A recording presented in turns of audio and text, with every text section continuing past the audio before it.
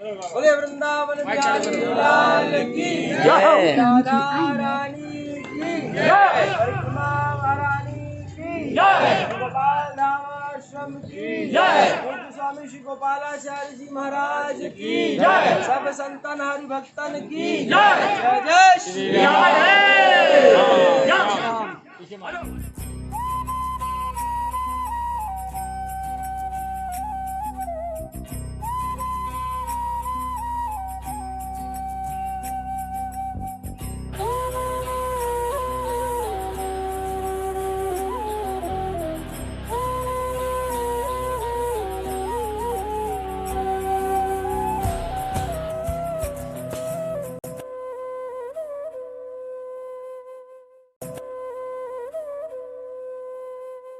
रानी की जय, काशी कोश ब्रजमंडल धाम की जय, श्री गोपाल धाम आश्रम की जय, परम पूज्य स्वामी श्री गोपालाचार्य जी महाराज की जय। जय जय श्री राधे।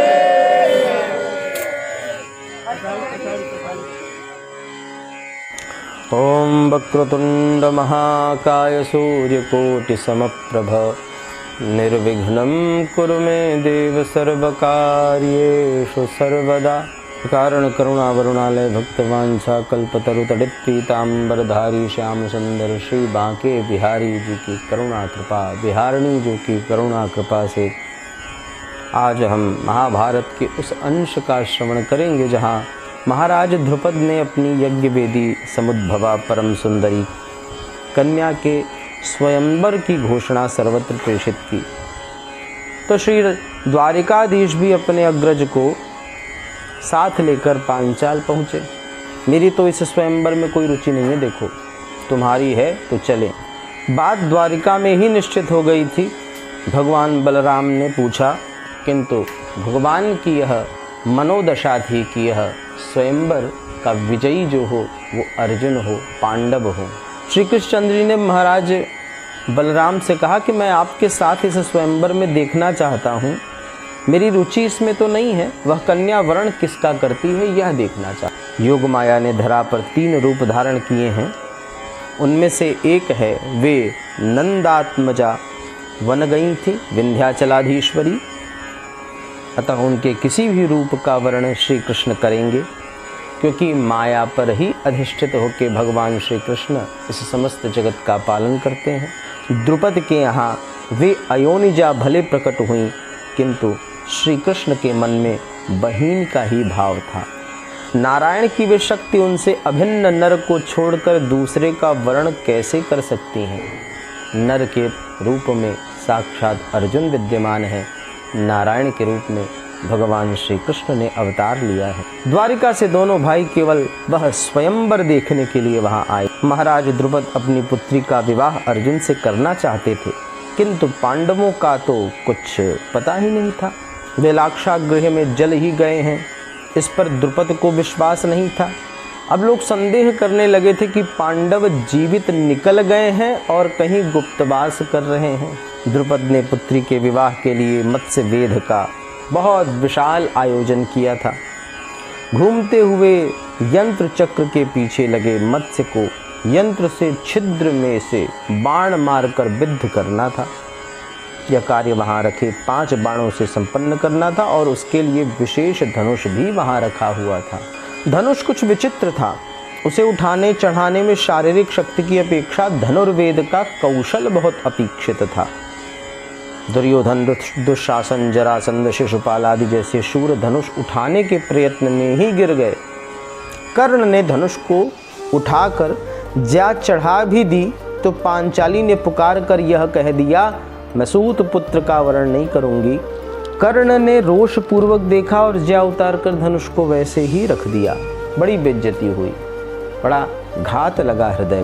पांडव इस महोत्सव को देखने एक चक्र नगरी से चलकर आए थे। मार्ग में ही बहुत से ब्राह्मणों से परिचय हो गया था। यहाँ भी माता के साथ एक कुम्हार के घर ठहरते थे और भिक्षा मांगकर भोजन करते थे।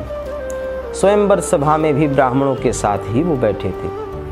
और जब नरेश निराश होकर बैठ गए, धनुष उठाने के प्रयत्न में गिर जाने से लज्जित होकर जरासंध चला गया, तो अंत में अर्जुन उठे।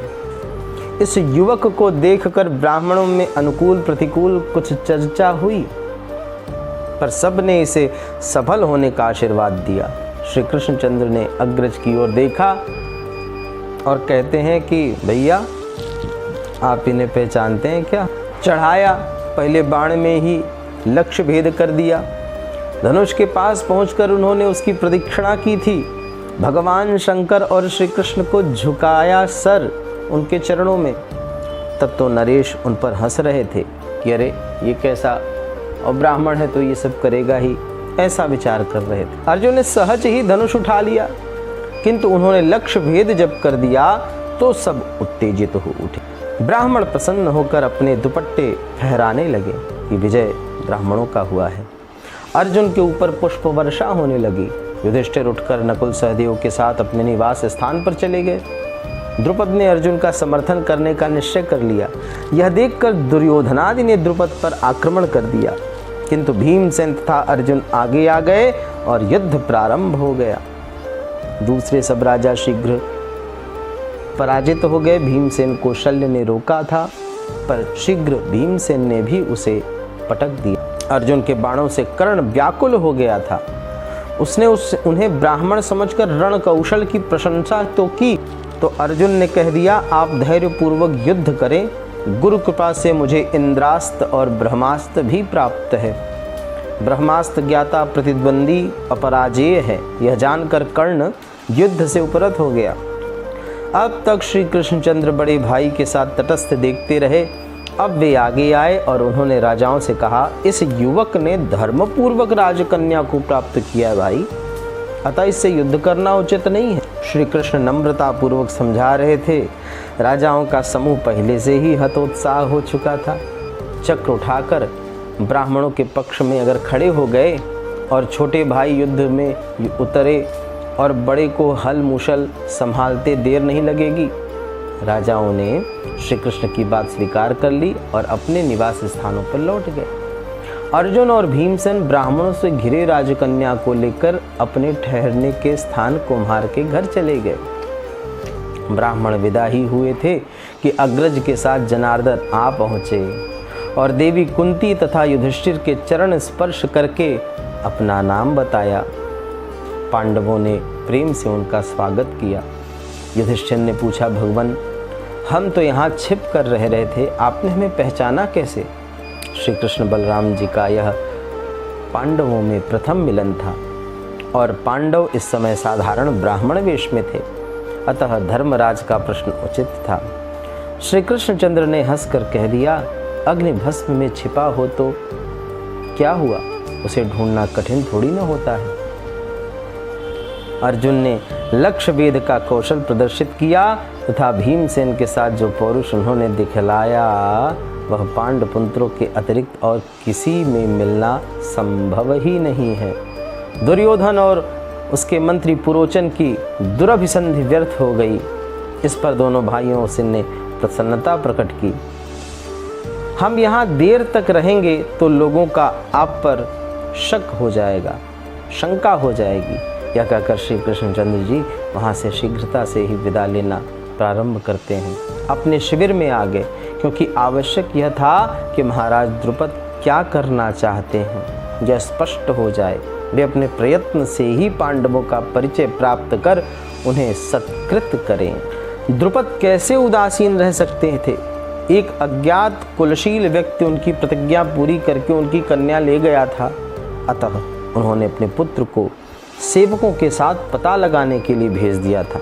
धृष्टद्युम्न के प्रयत्न से संदेह हो गया कि द्रौपदी को ले जाने वाले क्षत्रिय कुमार हैं। राजभवन में आमंत्रित करके पूछने पर परिचय हो गया।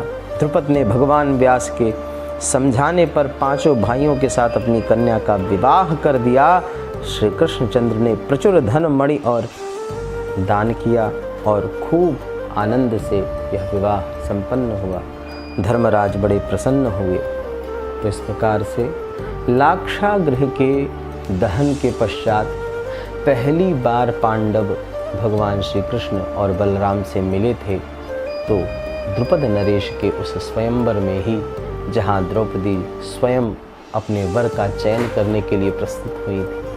भगवान की कृपा हुई और भगवदाश्रित बुद्धि वालों का ही सदैव जय होता है, यह संदेश प्राप्त हुआ।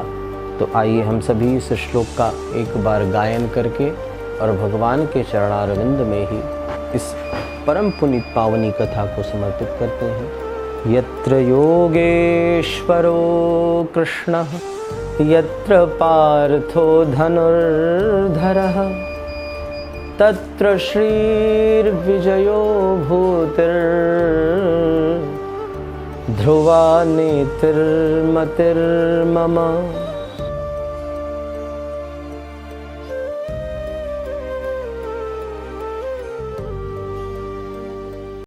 कभी तू मुरली बजाए, कभी तू चक्र